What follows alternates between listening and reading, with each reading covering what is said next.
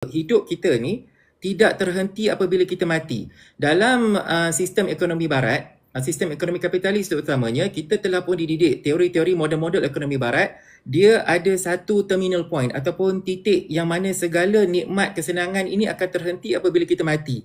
Sebab itulah sekiranya kita tahu bila kita mati, kita kena work backward ataupun buat perancangan berasaskan ke belakang. Ataupun dalam arti kata singkat, kita kena pastikan bahawa segala kesenangan, segala kekayaan yang kita miliki sepatutnya kita habiskan sebelum kita mati. Sebab apabila kita mati, segala harta benda yang kita ada itu tidak lagi memberi makna kepada kita. Itu dari sudut model-model yang dijuarakan oleh ekonomi kapitalis.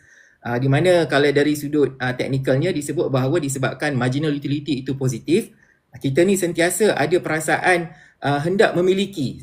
Walaupun kita ni selagi mana kita ni ada nyawa, bila mana kita melihat sesuatu tu yang lebih indah ataupun lebih cantik, kita akan sentiasa rasa tidak puas ataupun kita akan rasa seolah-olah kalaulah aku dapat, aku akan lebih rasa gembira, aku akan lebih rasa puas. Jadi itu dari sudut teori ekonomi barat. Dalam Islam kita diberitahu bahawa kematian itu bukanlah satu terminal point.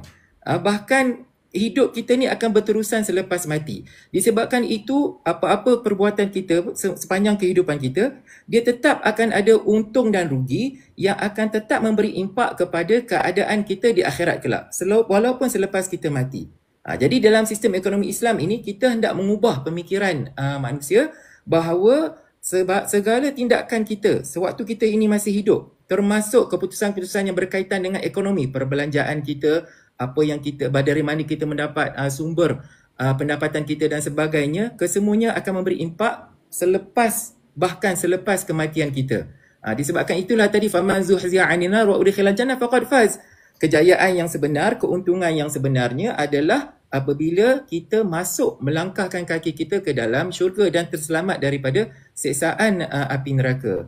Jadi saya rasa banyak lagi ayat-ayat lain yang mana Ustaz Fazrul dan juga tim daripada Quran Hour sentiasa berjuang membuat penerangan kepada masyarakat bahawa kita hendaklah sedar bahawa segala apa tindakan yang kita buat akan memberi impak kepada keadaan kita selepas kematian kita.